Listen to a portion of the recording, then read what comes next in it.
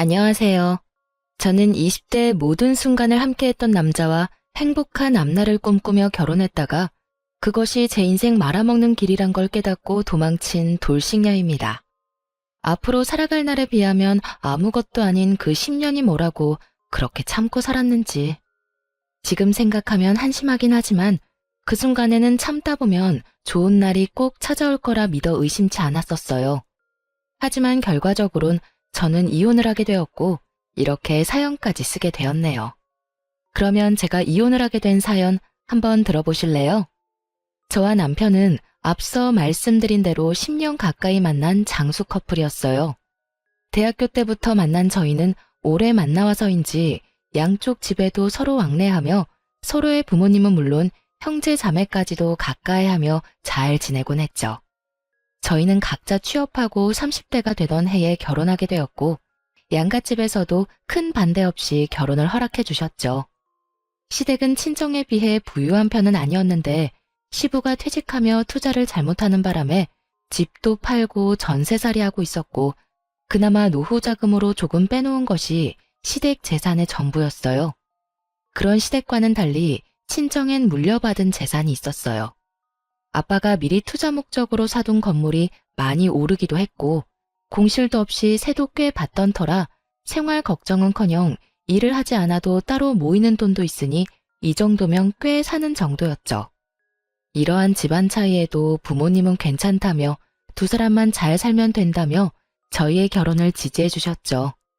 하지만 막상 결혼을 준비하는 과정에서 준비가 되지 않아도 너무 되지 않은 남편의 형편에 실망스러운 내색도 하시긴 했었습니다. 직장 생활을 한 지가 언젠데 모은 돈이 그렇게 없다는 게 말이 되니?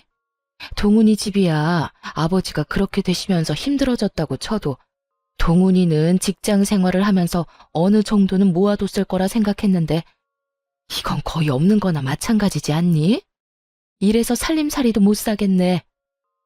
엄마, 내가 돈 많고 능력 좋은 사람 만나서 결혼할 거면 동훈이랑 결혼한다고 했겠어? 엄마도 늘 그랬잖아. 젊어 고생은 사서도 한다고. 그러니까 너무 나쁘게만 보지 말고 그간 월급 받아 집안 돕는다고 따로 모으진 못했다고 좋게 생각해줘. 아휴, 누가 그걸 몰라서 이러니? 아무리 생각해도 고생은 너만 할 것 같아서 그래. 이렇듯 본격적인 결혼 이야기가 오가게 되며 남편이 수중에 가진 것이 너무 없다는 사실을 알게 되었지만 저는 상관없었어요. 남편과 시댁에선 형편상 집을 사는 것은 무리일 것이라고 저에게 솔직하게 말해주기도 했었고 제 생각엔 그건 큰 문제가 되지 않는다고 생각했으니까요. 저는 엄마에게 말했듯이 남편의 능력이나 시댁의 부를 보고 남편과 결혼하려는 게 아니었거든요. 그래서 집안 차이 정도야 대수롭지 않았고 집을 마련할 때도 굳이 어려운 남편이 아닌 상황이 되는 제가 마련하기로 했죠. 그렇게 마련한 집은 아빠의 권유로 제가 20대 중반에 사두었던 소형 아파트에서 신혼을 시작하게 되었죠. 저 덕분에 아들이 돈 한 푼 들이지 않고 자가 아파트에서 살게 되자 시모는 저에게 틈만 나면 이런 말을 하곤 했어요. 아유, 우리 예쁜 아가. 복덩이도 이런 복덩이가 또 없다. 네 덕분에 우리 아들이 집 걱정 없이 편하게 살겠구나. 나는 너희한테 바라는 거 없어. 그저 바란다면 너희가 그저 행복하게 잘 사는 거. 그거 하나 바란단다. 이렇게 저를 지나치게 치켜 세워주며 딱 하나 바라는 것은 저희가 잘 사는 것뿐이라던 시모는 신혼집으로 놀러올 때마다 이런 말도 더불어 하곤 했어요. 역시 볼 때마다 좋구나. 집도 넓고 전망도 좋고 교통편도 좋고 어디 하나 빠지는 게 없어. 교통편은 좋긴 해요. 덕분에 그이나 저나 출퇴근할 때 편해요. 그렇지? 집값도 많이 오르지 않았니? 네가 처음 이 집 살 때에 비하면 한 2배, 3배 가까이 오르지 않았니? 네? 그게 계산해보진 않아서 자세히는 모르겠네요. 내가 계산해보니 2배는 훌쩍 넘은 것 같더라. 어쩌면 그 나이에 이런 집을 마련할 생각을 했는지 다시 생각해도 넌 복덩이야. 저조차도 알아보지도 계산해보지도 않은 집값을 시모는 시시때때로 계산하고 있는 듯 했고 그런 시모의 모습이 이상하다 싶긴 했지만 그냥 그런 사람인가 보다 하고 별 대수롭지 않게 생각했어요. 그러던 어느 날부터인가 집에 음식이라든지 장봐둔 재료들이 없어지는 걸 느끼게 되었어요. 자잘하게는 친정에서 받아온 밑반찬부터 시작해 과일, 고기, 얼려둔 생선까지 감쪽같이 없어지는 것이 아니겠어요? 남편이 먹었다기엔 늘 집을 함께 나서고 저녁을 함께 먹기에 그럴 시간이 없었고 도둑이 들었다고 생각하기엔 음식 위주로 사라지니 참 이상했죠. 그렇다고 제가 착각을 하고 있나 생각하기엔 바로 전날 사다 놓은 소고기부터 돼지고기까지 싹 없어지니 누군가 확실히 훔쳐갔다고 의심할 수밖에 없는 상황이었죠. 전 관리사무소를 찾아가 상황을 설명한 후 엘리베이터 CCTV를 돌려보게 되었고 도둑의 정체를 알게 된 저는 경악을 금치 못했습니다. 그간 집안의 냉장고를 털어간 범인은 다름 아닌 시모였더라고요. 시모는 우리가 출근한 사이 아무도 없는 집으로 당당하게 들어가 음식들을 퍼나르고 있더군요. 두 눈으로 보고도 믿어지지 않는 상황들을 보며 저는 입을 다물지 못했죠. 저는 알려준 적 없는 비밀번호를 당당하게 누르고 들어간 것을 보니 이런 상황이 일어나게 된 원인은 온전히 남편에게 있었죠. 저는 지체하지 않고 남편에게 전화를 걸었어요. 당신 어머니한테 우리 집 비밀번호 알려드렸어? 저번에 엄마가 반찬 가져다 준다고 좀 알려달라고 하길래 알려줬는데? 왜? 반찬을 가져다 주기는 개뿔. 되려 집안 살림을 거덜내는 것을 전혀 모르는 남편은 영문을 모른다는 듯 이유를 묻더군요. 저는 그런 남편에게 최대한 화를 내지 않으려 노력하며 말을 이어나갔어요. 아니, 얼마 전부터 밑반찬하고 고기, 생선, 과일까지 사다 놓기만 하면 없어지길래 이상하기도 하고 무섭기도 해서 CCTV 봤거든. 그런데 글쎄 어머님이 우리 없을 때 오셔서 다 가지고 가셨더라고. 그래? 뭐 그러실 수도 있지. 그래서 아까워? 아까운 것보다 조금 황당해서 그렇지. 아무리 어머님이라도 아무도 없는 집에 들어와서 묻지도 않고 다 가져가시는 건 아니지. 당신이 어머님께 잘 말해줘. 다음부터 필요하신 거나 드시고 싶은 거 있으면 연락하시라고. 그리고 아무도 없는 집에 오는 것도 좀 그렇다고 말이야. 그리고 당신도 그래. 집 비밀번호를 나하고 상의도 안 하고 알려드리면 어떻게 해? 당신 혼자 사는 집도 아니고 나도 함께 사는 집이잖아. 나한테 상의 정도는 했어야지. 저는 아무래도 이건 아니다 싶어 아닌 건 아니라고 남편에게 말했고 남편은 제 말에 득달같이 화를 내며 이렇게 말하더군요. 뭐? 그까짓 거 얼마나 한다고 그딴 말을 전하래. 그리고 우리 엄마가 우리 집에 온다는데 아무도 없든 말든 그게 무슨 상관이야? 당신 지금 당신이 마련한 집에 내가 들어가서 산다고 지금 무시하는 거야? 무슨 사람을 거지로 하나? 우리 엄마가 고기 사 먹을 돈이 없어서 그런 걸 가지고 갔다 이거야 지금? 무슨 말을 그렇게 해? 나는 그런 말이 아니잖아.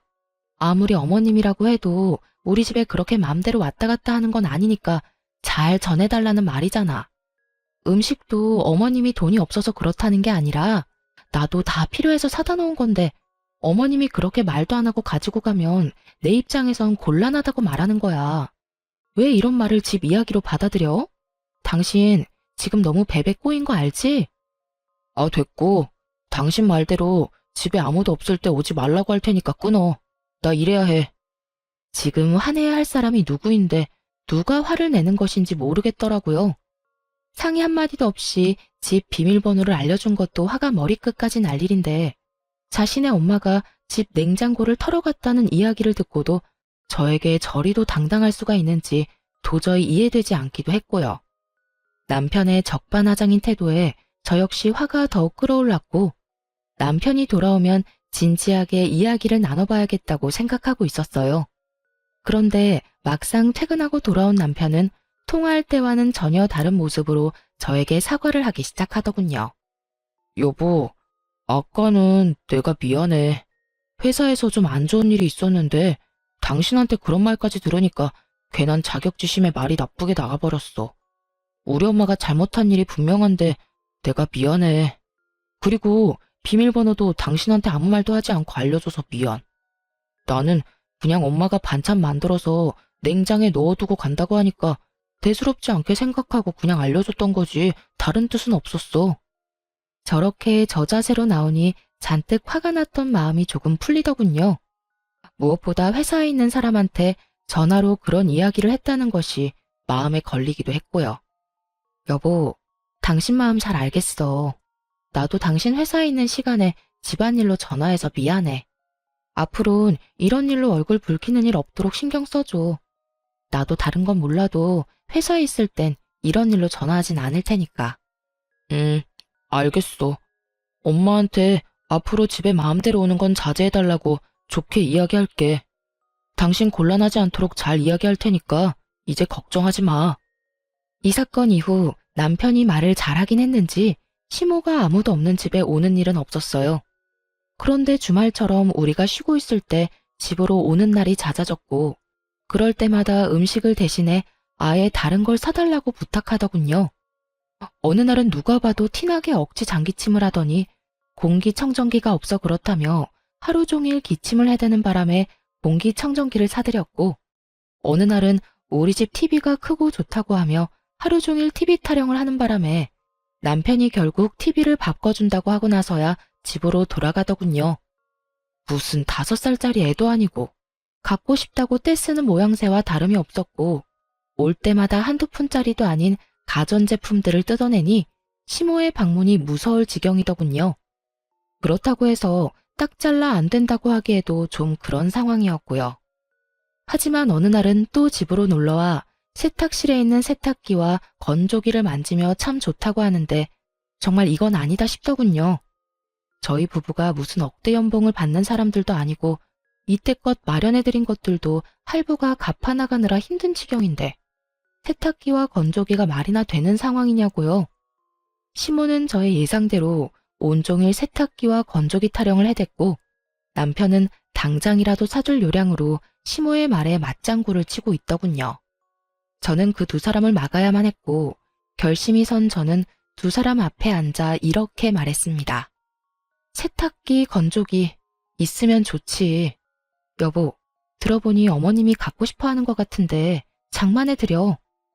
정말? 정말 사드려도 돼? 어머 아가, 정말 나 사도 되겠니? 그럼요. 사는 김에 우리 친정 것도 같이 결제하고. 우리 엄마도 세탁기하고 건조기 갖고 싶다고 했는데 이왕 사는 거 양쪽 집 똑같이 사드려야 하지 않겠어? 사는 김에 TV랑 공기청정기도 같이 사드리자. 저번에 어머님 댁에 사드렸으니까 우리 집에서 다 사줘. 알겠지? 제 말에 화색이 돌던 두 사람의 얼굴은 순식간에 사색이 되었고 저는 그런 두 사람의 반응에도 아랑곳하지 않고 남편의 휴대전화를 빼서 친정에 보냈으면 하는 공기청정기와 TV, 세탁기와 건조기까지 장바구니에 넣어두고 이렇게 말했어요. 장바구니에 다 넣어뒀으니까 어머님이 사고 싶다는 거랑 같이 결제하면 돼. 할부는 부담되지 않는 선에서 알아서 하고. 제가 이렇게까지 하자 시모는 황급히 말을 바꾸며 생각해보니 쓰던 세탁기도 멀쩡하고 건조기보다는 자연 건조가 좋겠다며 꼭 사주지 않아도 된다고 손사래를 치더군요. 남편 역시 얼버무리며 시모에게 집에 데려다 줄 테니 가자며 시모의 손을 잡고 황급히 나갔고요. 모든 게 저의 예상대로 되긴 했지만 막상 남편과 시모의 꽁무니 빼는 모습을 보니 씁쓸한 기분이 드는 건 어쩔 수 없더라고요. 그 후론 시모는 다신 그런 요구를 하지 않았고 주말마다 찾아오지도 않더군요. 상황이 그렇게 되면 속이 시원하다거나 좋아야 할 텐데 저는 왜인지 점점 불안해지기 시작하더라고요. 왜 꼭 애들이 조용하면 사고치잖아요. 딱 그런 기분이 들며 좋은 게 아닌 날을 보내고 있었어요. 그렇게 몇 개월 명절이 다가왔고 오랜만에 시댁에 방문하니 정말 기가 막힌 상황들이 저를 기다리고 있더군요. 시댁에는 제가 보지 못한 소파, 식탁들이 자리하고 있었고 아차 싶은 마음에 세탁실에 가보니 아니나 다를까 시모가 갖고 싶어하던 건조기와 세탁기가 떡하니 자리 잡고 있더군요. 남편을 추궁해 볼 필요도 없이 남편이 저 몰래 시댁 살림을 사주고 있다는 것을 알아차렸고 그간 남편이 왜 입만 뗐다 하면 돈이 없다는 말을 해댔는지 알 것 같더군요. 마음 같아서야 그 자리에서 남편을 쥐잡듯 잡아버리고 싶었지만 친인척이 다 모인 자리에서 차마 큰 소리를 내지 못하고 꾸역꾸역 얼마나 참았는지 모릅니다. 극한의 인내로 참아내는 그 순간에도 도저히 제 상식으론 이해가 되지 않더군요. 저희 친정은 제가 용돈을 드린다고 해도 저희 월급이라고 해봤자 뻔한데 본인들은 신경 쓰지 말고 저희 두 사람이나 잘 살라고 하는 판국인데요. 아무리 시댁이 힘들다고 하더라도 매번 한두 푼짜리도 아니고 저렇게 비싼 가전가구를 양심도 없이 사달라고 하는지 정말 이해가 되질 않았어요. 그것뿐이겠어요. 사달라는 사람이나 그렇다고 사주는 사람이나 이해되지 않는 것은 매한가지였어요. 저의 입은 굳게 닫혀 있었지만 급격하게 굳어지는 표정은 숨길 수 없었죠. 남편 역시 이런 제 심정을 알아챘는지 눈알이 빠지게 제 눈치만을 살피고 있더군요. 그렇게 화를 참아내는 사이 친정으로 가는 날이 되고 어른들에게 인사를 드리고 현관문을 나서는 순간 저는 듣고야 말았습니다. 아들, 이번 달에 준 용돈 벌써 다 써버렸어. 명절도 있고 해서 돈 나갈 때가 많지 뭐야. 그래서 말인데 용돈 좀 더 붙여주면 안 될까? 이건 또 무슨 말인가 싶더군요. 용돈이라니. 저는 전혀 몰랐던 사실이었거든요. 눈을 반짝이며 돈을 요구하는 시모의 모습에 남편은 당황한 표정으로 나중에 이야기하자곤 하곤 황급히 저를 끌고 시댁을 벗어나더군요. 차에 타자마자 저는 참았던 말들을 토해내기 시작했어요. 아까 어머님 말 무슨 말이야? 설마 나 몰래 용돈 보내고 있었어? 그게 부모님이 힘들다고 하길래 결혼하기 전까지 드리던 용돈이 있는데 갑자기 뚝 끊으니까 많이 힘드신 모양이더라고. 그래서 조금 보태드리고 있었어. 당신이 화낼까봐 말 못했어. 미안해. 나한테 정말 미안한 마음이 있긴 해. 아까 보니까 소파, 식탁도 새 것이고 세탁기, 건조기도 저번에 어머님이 갖고 싶어 하던 모델이던데 그것도 당신이 다 사준 거 아니야? 맞아. 너무 갖고 싶어 하니까 모른 척하기도 그랬어. 그걸 말이라고 해? 우린 돈 안 모아?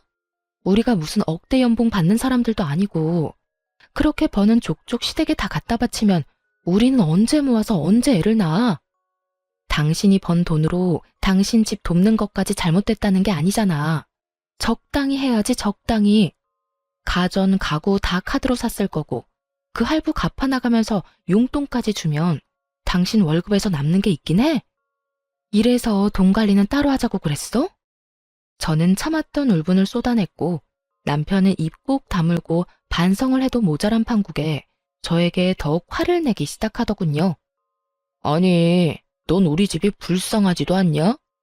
너네 집은 잘 살아서 좋은 집에서 좋은 가구에 떵떵거리면서 살지만 우리 집은 그렇지도 않잖아. 그래서 그런 우리 부모님은 좋은 거 좀 쓰면서 편히 살라고 사줬어. 용돈도 그래. 내 동생이 능력이 되는 것도 아니고 우리 집은 그래도 능력이 되잖아. 능력되는 자식이 부모 좀 도와주겠다는데 그게 그렇게나 잘못한 일이야? 말이야 바른 말이지. 남편이 무슨 능력이 되는 자식인가요? 집도 제 명의, 적금도 저 혼자 드는 적금만 있는데요. 남편의 꼬라지를 보아하니 아마 가전 가구도 신용카드로 결제한 게 틀림없었죠. 땡전 한 푼 없는 빚쟁이가 저리도 큰 소리를 치는 꼴을 보니 참 한심하기 그지없더군요. 지난 10년 세월 동안 왜 저딴 놈인지 몰랐는지 제가 한탄스럽기도 하고요. 그렇게 한참 친정으로 가는 내내 저흰 차 안에서 크게 싸웠고 친정 앞에 도착하자 남편은 저만 내려둔 채 혼자 차를 몰고 가버리더군요. 연애할 때부터 화가 나면 혼자 화를 가라앉히는 것이 남편의 루틴이긴 했지만 명절에, 그것도 결혼하고 처음 맞이한 명절에 저딴 식으로 행동하니 어이가 없더라고요. 이미 가버린 사람 끌고 올 수도 없는 노릇이고 어쩔 수 없이 혼자 친정집에 들어갔어요. 남편은 그래도 신경이 쓰이긴 했는지 부모님께 전화를 걸어 회사 일이 너무 바빠 저를 집 앞에 내려다주고 바로 회사로 왔다며 죄송하다는 말을 해놓긴 했더라고요. 그나마 친정 부모님께는 큰 걱정 끼치지 않고 명절을 마무리할 수 있었죠. 그때쯤 되자 저의 마음은 이미 제 생각보다 많이 상해버린 후였고 매번 시댁 일 때문에 큰 소리가 나는 것도 점점 지쳐가더군요. 그 후 남편과 화해 비슷한 걸 시도하긴 했지만 명확히 해결된 것은 없었고 그저 표면적으로 화해를 했을 뿐 저희는 꼭 필요한 말만 주고받는 대면대면한 사이가 되어가고 있었습니다. 그렇게 저의 마음이 상해가던 어느 날 회사에서 일을 하고 있는데 갑작스럽게 고열이 나기 시작하더니 기운이 하나도 없더라고요. 그래서 급하게 오후 반차를 쓰고 병원에 들렀다가 오후 2시에 집에 도착했어요. 그런데 현관에 남편 신발이 떡하니 보이는 거 아니겠어요? 설마 했는데 집에서 컴퓨터를 하고 있는 남편과 마주치게 되었죠. 분명 아침에 저와 함께 출근을 했던 남편인데 집에 있으니 무슨 일인가 싶더군요.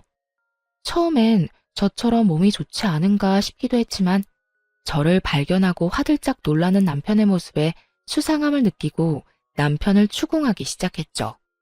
당신 왜 집에 있어? 회사는? 그게 어떻게 된 일이냐면, 그게 말이지 여보. 말 흐리지 말고 똑바로 말해. 회사에 있을 시간에 왜 집에서 이러고 있냐고. 꼴을 보니 방금 온 것도 아닌 것 같고. 똑바로 말 못해? 저의 추궁에 남편은 한참을 망설이더니 충격적인 사실을 털어놓기 시작했어요. 그게 사실은 회사 그만둔 지 며칠 됐어. 아니, 강 과장 그 자식이 하루가 멀다고 날 못 살게 굴잖아. 그래서 좀 들이박았더니 그 뒤로는 날 더 심하게 들들 볶아서 도저히 못 참겠더라고. 그래서 그냥 그만둬 버렸어. 뭐? 고작 그런 일로 회사를 그만둬? 당신이 무슨 애도 아니고 직장 상사가 싫은 소리 좀 했다고 회사를 관두면 어떻게 해? 아니, 애초에 퇴사하기 전에 나하고 상의 정도는 했어야지. 당신 나하고 결혼한 거 잊었어? 당신이 우리 집 가장인 거 잊었냐고. 나도 당신한테 말하고 싶었지. 그런데 당신도 알다시피 요즘 우리 좀 그랬잖아. 그래서 입이 안 떨어지더라고. 이것까지만 해도 머리 끝까지 화가 나는데 남편은 눈치도 없이 제 화를 폭발시키고야 마는 말을 짓거리기 시작했어요. 이왕 다 온 김에 당신이 우리 집에 용돈 좀 주면 안 될까? 당신도 다 알잖아. 내가 우리 집에 용돈 주고 있던 거. 아직 회사 그만둔 거 말 못해서 용돈은 줘야 할 것 같은데 당신이 좀 주라. 나 요즘 재취업 준비하고 있으니까 금방 취업할 수 있을 거야. 그러니까 길어도 2달 정도만 당신이 좀 부담해줘. 너 진짜 제정신이야? 용돈 같은 소리 안 해 진짜. 지금 우리 생활이 다 무너지게 생겼는데 당신은 이 와중에 당신 집 용돈 걱정이나 하고 있어? 이게 무슨 말도 안 되는 소리야 도대체. 쓸데없는 소리 하지 말고 당신 집에 당장 용돈 못 준다고 해. 회사도 그만뒀다고 이실직고 하고. 그래야 당신 집에서 당신한테 뭐 사달라는 말 따윈 안 할 거 아니야.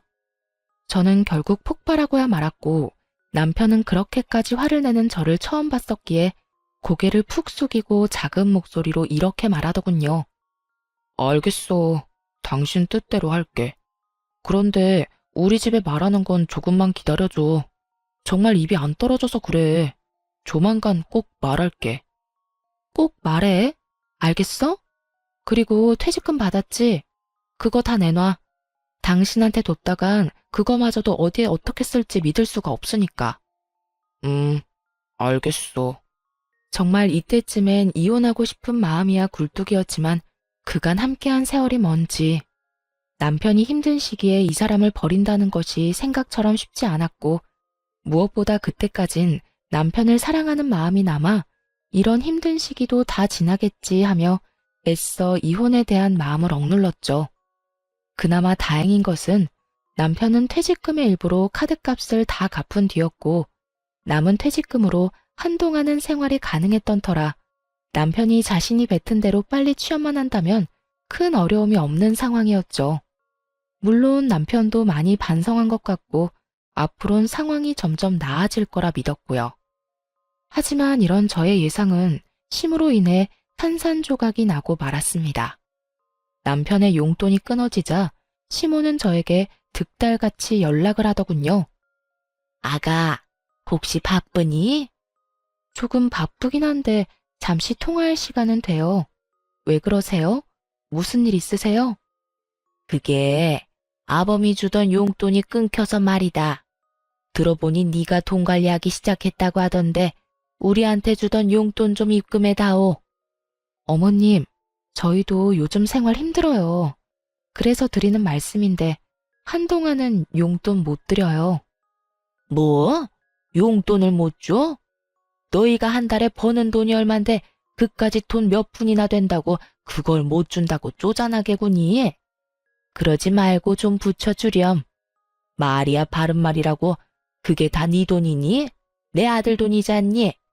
시모 말을 들어보니 남편은 아직 시모에게 퇴직 사실을 알리지 않은 듯 했어요.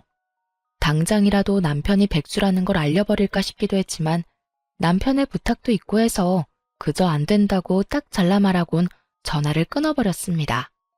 그 뒤로도 시모의 연락이 오긴 했지만 전 다 무시해버렸고 상황이 그렇게 되자 시모는 다시 저희 집을 들락날락하며 음식들을 다시 훔쳐가기 시작하더군요. 그까짓 고기, 과일이 얼마나 한다고 그렇게까지 예민하게 구냐 하는 분들도 계시겠지만 제가 챙겨주는 것도 아니고 훔쳐가듯 가지고 가니 기분이 상하는 건 당연했어요. 거기에다 매번 일주일치 장을 봐서 넣어두는데 그것만 해도 10, 20만 원 훌쩍 넘기는 건 다반사거든요. 그걸 하나도 남기지 않고 매번 털어가 버리니 장을 봐도 봐도 끝이 없었고 그 금액도 상식선을 넘어가기 시작하더군요. 그쯤 되니 전 도저히 참을 수가 없었고 남편에게 다시 한 소리 하게 되었죠. 오늘 어머님 또 다녀가셨어? 어? 나도 몰라. 오늘 나 면접 다녀온다고 집에 없었거든. 왜? 또 뭐 없어졌어? 아, 진짜 어머님 왜 그래? 매번 이게 뭐야? 장 봐놓으면 싹 가져가시고 또 다시 장 보면 또 와서 가져가시고 우리 생활도 빠듯한데 매번 두 집 살림 살아야 하잖아. 당신이 해결 좀 해봐. 이번 달 식비만 해도 100만 원 넘긴 지 오래라고. 정말 해도 해도 너무한다고 생각 안 해? 한 번만 더 이런 일 있으면 당신 입장이고 뭐고 회사 그만두고 백수 됐다고 다 말해버릴 테니까 그런 줄 알아? 뭐? 당신 말 참 너무하게 한다. 이게 다 당신이 우리 집에 용돈 안 줘서 그런 거잖아. 진작에 용돈 줬어 봐라. 우리 엄마가 이런 짓을 했겠어? 어디서 내 탓으로 다 돌리고 있어? 잘 들어. 이건 다 나하고 상의도 없이 회사를 그만둔 당신하고 아들 집 냉장고를 마치 자기네 집 냉장고인 양 생각하는 어머님의 이상한 사고에서 벌어진 거야. 그러니까 가짠지도 않게 내 탓으로 돌릴 생각 말고 해결이나 잘해. 알겠어? 저는 단호하게 집어주었고 이런 저의 태도에 남편은 틀린 말이 하나 없다고 느꼈는지 입을 다물어 버리더군요. 입을 다문 것과는 별개로 남편은 자존심이 상할 대로 상해버렸는지 알바라도 나가겠다며 쿠팡 일용직 알바를 다니기 시작했죠. 그런 남편의 모습이 안쓰럽기도 했지만 그렇게 해서라도 정신을 차리기를 바라는 마음에서 굳이 말리진 않았어요. 그 후 현관 비밀번호는 바꿔버렸고 시모의 연락은 여전히 다 피해버림으로써 더는 저의 가정에서 큰 소리가 나는 일은 없었습니다. 그렇게 몇 달 남편은 취업을 준비하며 여전히 알바를 다니고 있었고 여전히 저희 둘 사이는 좋진 않았지만 더 이상 나빠지지도 않았죠. 부부 사이가 대면대면하다고 한들 이혼까지 생각한 건 아니었는데 도저히 이혼하지 않고서는 안 될 일이 벌어졌어요. 그날은 남편의 동생이 결혼 발표를 한다며 시댁에 모이기로 한 날이었어요. 그간 연락을 대놓고 피했던 터라 시댁 방문이 달가운 것은 아니었지만 다른 것도 아닌 결혼을 한다는데 참 빠질 수도 없는 노릇이라 눈 딱 감고 시댁으로 가게 되었죠. 긴장감을 안고 현관문을 열었더니 시모와 식구들이 활짝 웃으며 저를 반기더군요. 아가 왔니? 오느라 힘들었지? 어서 들어와서 앉거라. 내가 너 좋아하는 음식도 잔뜩 해놨단다. 네? 아, 네. 감사합니다. 감사는 무슨, 식구끼리 그런 말 하지 말거라. 나 섭섭해지려고 해? 이상하리만큼 상냥한 시모를 보며 저는 경계심 가득한 태도로 시모를 바라봤죠. 도대체 왜 이러나 하는 불안한 생각이 들며 조마조마하게 눈치만 살피던 순간 시모가 속내를 드러내기 시작하더군요. 아가, 너도 알다시피 우리 둘째가 좋은 여자가 생겼다고 하는구나. 네 동서될 애가 글쎄 대기업에 다니고 있다지 뭐냐? 아, 그래요? 능력 좋은 동서가 들어오겠네요. 축하해요, 도련님. 그래서 말인데 그 집에서 글쎄 34평 아파트를 마련해서 왔으면 한다고 하지 뭐야. 너도 알다시피 우리가 그런 돈이 어디 있니? 우리도 전세 사는 마당에 그렇다고 해서 둘째가 모아둔 돈이 있는 것도 아니고. 설마 싶더군요. 한두 푼도 아니고 설마 저에게 지불해달라고 하는 건가? 하는 생각 말이에요. 하지만 불행히도 저의 설마는 맞아떨어졌고 시모는 제게 맡겨놓은 집이라도 되찾는 사람 마냥 더 뻔뻔하게 굴기 시작했죠. 34평이요? 요즘 뒷값 만만치 않아서 한두 푼도 아닌데 어떻게 해요? 그러니까 말이다. 그래서 내가 생각해 봤는데 너희 지금 사는 아파트 팔고 둘째네 집 좀 마련해주면 안 되겠니? 그 집 팔면 지금같이 역세권은 아니더라도 서울 근교 아파트 2채는 마련할 수 있다고 하더구나. 네? 그게 무슨 말도 안 되는 말이세요? 말이 안 되긴 뭐가 말이 안 된다고 그러는 거니? 잘 생각해봐라. 지금 네가 우리 둘째 안 도와줘서 대기업 다니는 여자랑 헤어지게 되면 한평생 우리 식구가 어쩔 수 없이 널 원망할 수밖에 없을 텐데. 너도 그 원망 평생을 듣고 살 바엔 그깟 아파트 팔아서 집 마련해주는 게 더 좋지 않겠어? 그리고 그냥 달라는 말도 아니다. 명색의 대기업 다니는 앤데 연봉이 오죽 높겠어? 우리 둘째가 어련히 다 갚을 거야. 그러니까 좋은 일 한다고 생각하고 좀 도와주렴. 내 말 알아들었지? 이 무슨 개떡 같은 말인지 모르겠더라고요. 만약 결혼을 못하게 된다면 그건 애초에 장가갈 돈 마련도 못한 도련님 탓이지. 그게 왜 제 탓이며 왜 한평생 제가 그 원망을 들어야 하나요? 그리고 누가 그 원망을 가만히 듣고 산다는 것인지 참 어이가 없더군요. 무조건 제가 다 해줄 거라 믿어 의심치 않는 시모를 보며 이렇게 말했어요. 어머님, 저는 그렇게 하기 싫어요. 34평 아파트 마련 못해서 결혼을 못하게 되면 그건 돈 한 푼 모으지 않은 도련님 탓이지 그게 왜 제 탓인가요? 그리고 어머님이 저한테 아파트 맡겨놓으셨어요? 왜 제 아파트 가지고 어머님이 팔아라 말아라 명령이신지 저는 도무지 알 수가 없네요. 뭐? 너 참말 섭섭하게 한다. 우리 가족이지 않니? 가족끼리 다 나누고 사는 거지. 그렇게 선 그어가며 살면 못 쓴다. 어머님, 저는 저희 친정 식구들끼리도 다 나누고 살진 않아서요. 지금 사는 집 처음 분양받았을 때 아빠가 주신 돈도 저 한 푼도 빼지 않고 다 갚았고요. 그 뒤로 저희 부모님은 저 힘들까봐 제가 주는 용돈은 받지도 않으세요.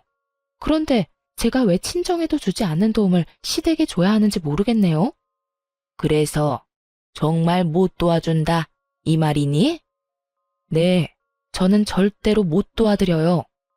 시댁에서 저에게 집을 맡겨둔 것도 아니고 부탁하는 주제에 당당한 것도 황당한데 제가 도와줄 것이 당연하다는 듯 몰고 가는 시모의 태도에 저는 더욱 화가 나더군요. 거기에다 더욱 화가 나는 것은 남편의 태도였어요. 시종일관 말도 안 되는 소리를 짓거려대는 시모의 말엔 가만히 있던 남편놈은 제가 단호하게 안 된다고 하자 득달같이 화를 내며 달려드는 것이 아니겠어요? 당신 정말 너무한다. 그까지 집 좀 팔면 되는 거지. 그게 뭐가 힘들다고 엄마가 저렇게까지 말하는데 딱 잘라서 안 된다고 해? 그까지 집? 당신이 그까짓이라고 말할 상황이 된다고 생각해? 제발 말하기 전에 당신 상황이나 되돌아봐. 도와줄 능력이 안 될 것 같으면 함부로 나서지도 말고. 알겠어? 뭐? 나서지도 말라고? 당신 진짜 말이 너무 심한 거 아니야? 내가 그래도 당신 남편인데 그딴 식으로 말할 거야? 심한 건 당신 집이겠지. 다른 것도 아니고 내 집을 팔아라 말아라 하는데 이건 심하다고 생각 안 해? 그리고 당신이 내 남편이 맞긴 해. 어떻게 남편이란 사람이 이런 상황에서 내 편을 들기는커녕 두 팔이 모자라게 당신 집만 감싸고 돌 수가 있어. 누가 봐도 말도 안 되는 요구를 하는 이 상황에서.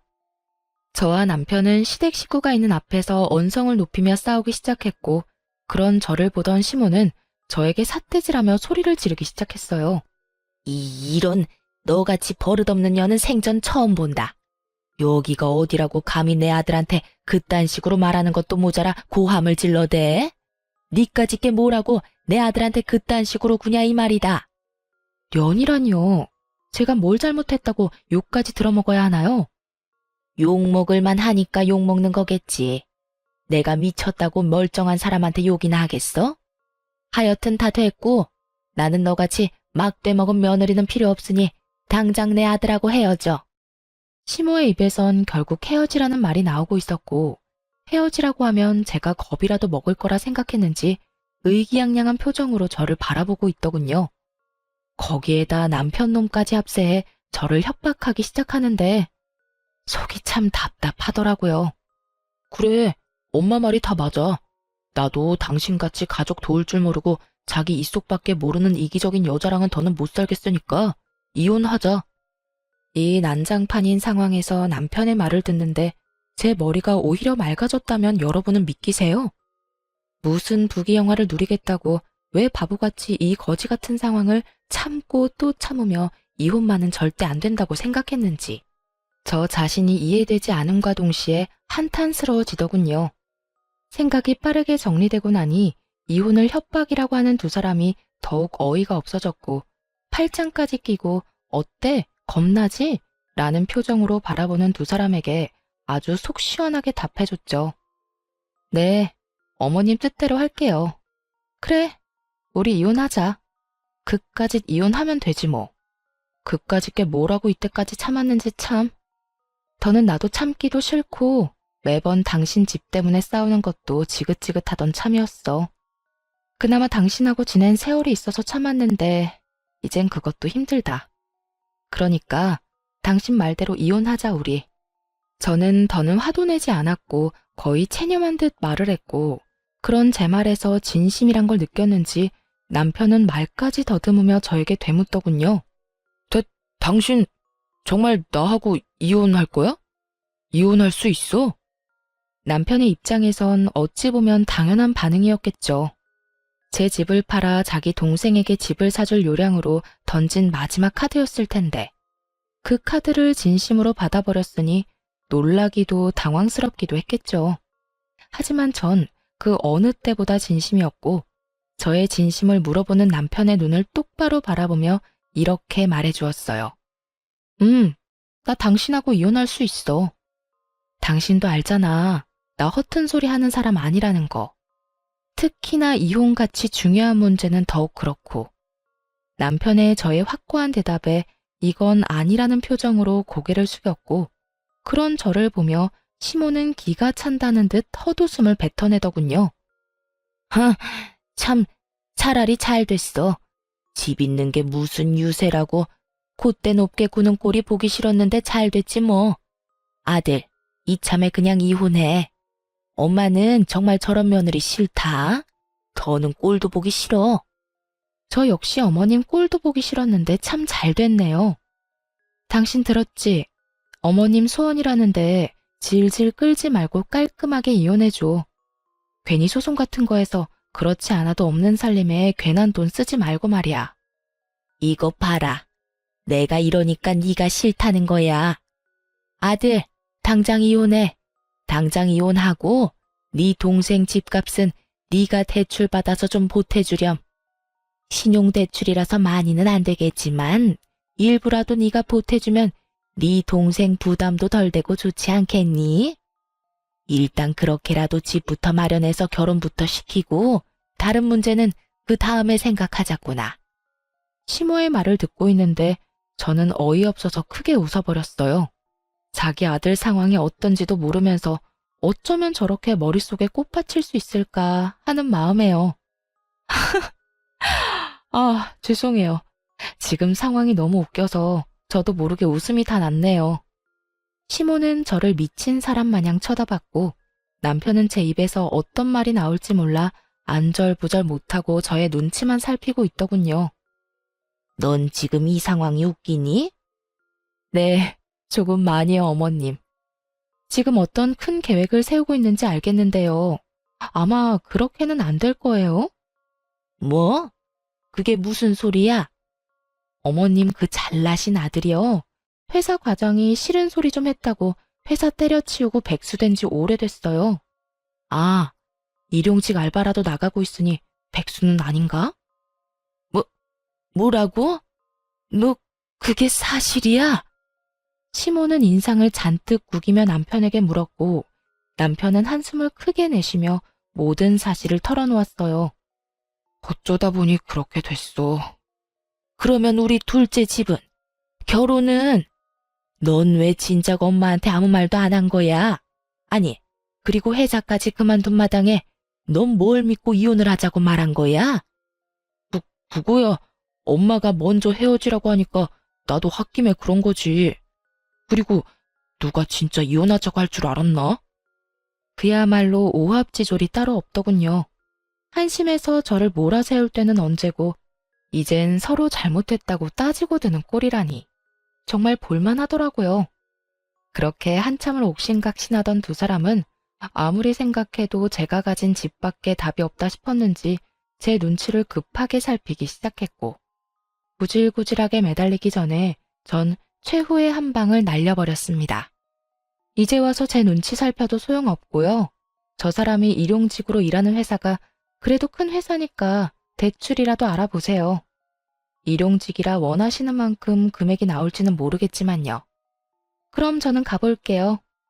저는 그렇게 자리에서 일어났고 남편은 제 바지가랑이를 붙잡고 매달리기 시작하더군요.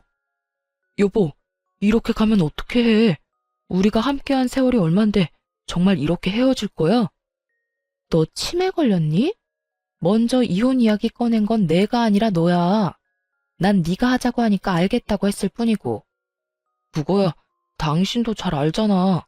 정말 당신하고 이혼하려고 그런 게 아니라 그냥 당신 겁이나 주려고 그랬던 거. 의도가 어찌됐든 간에 당신이 먼저 이혼하자고 했고 나 역시 그 의견에 동의했어. 이게 지금 우리 상황이고 당신이 뭐라고 나를 붙잡던 그 상황은 변하지 않을 거야. 그러니까 그런 줄 알고 이혼이나 준비해.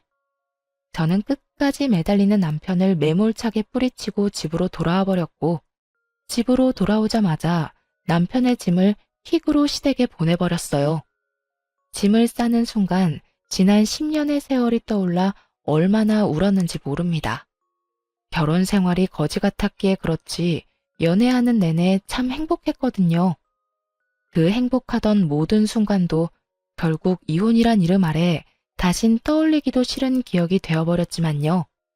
어찌되었든 전 마음을 다잡고 이혼을 진행했고 남편은 소송할 돈도 없는지 순순히 이혼 절차를 밟아주더군요.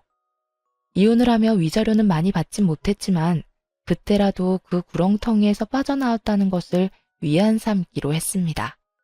저의 이혼으로 인해 당연히 그 잘난 시동생의 결혼은 없던 일이 되었고 쿠팡 알바 벌이만 믿고 전 시댁에 저 몰래 또다시 용돈을 퍼줬던 전 남편은 땡전 한 푼이 없어 대출까지 받아 위자료를 주게 되었어요.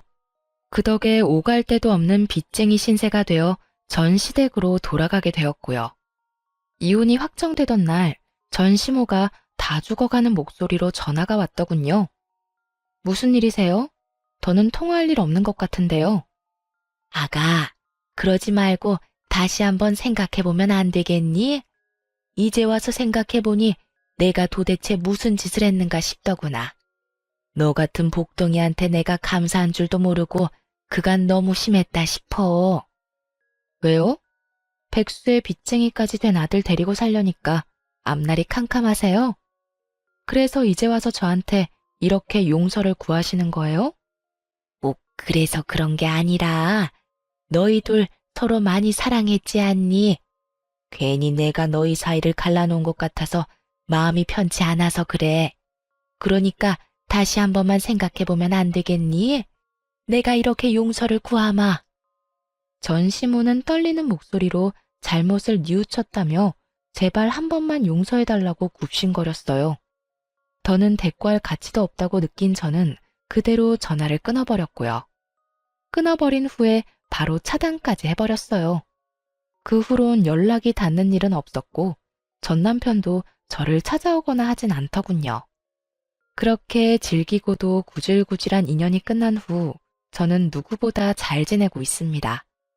전 시모의 말대로 아파트 값이 많이 오른 저의 첫 집은 시세에 맞게 잘 처분해 큰 이익을 남겼고 집을 판 돈으로 회사에선 좀 멀긴 하지만 오랜 저의 로망이었던 주택을 매매했네요. 요즘 혼자 사는 재미를 제대로 느끼고 있어요. 주말이 되면 마당 정원 꾸미는 맛에 푹 빠져 시간 가는 줄 모르고 살고 있거든요. 노동을 하면 잡생각이 들지 않은 점이 좋기도 하고 다 하고 나면 몸도 마음도 뿌듯할 만큼 멋지게 변해 있는 정원을 보는 재미도 있고요. 더없이 좋은 취미 생활이라고 생각이 드네요. 저에게 잘 맞기도 하고요. 전 남편과 함께 했던 세월이 길었던 만큼 정신적 스트레스가 아예 없었던 건 아니었어요. 당할 만큼 당했고 질릴 만큼 질렸기에 힘들지 않을 거라 생각했는데 현실은 그렇지 않더라고요. 때때로 좋았던 기억이 떠오르기도 하고 벅차게 행복했던 기억이 떠오르기도 하고요. 그렇다고 해서 후회는 하지 않으니 좋았던 건 좋았던 대로 두면 언젠가는 무뎌질 거라 생각하고 있어요. 그리고 생활이 안정되고 혼자 된 생활에 적응하고 나니 진작 이혼할 것을 왜 꾸역꾸역 참고 살았나 싶은 생각이 들기도 하고요. 이 정도면 꽤 만족스러운 이혼 후기 아닐까요? 이로써 저의 긴 사연은 끝이 났습니다. 제 사연 들어주신 모든 분들 감사합니다.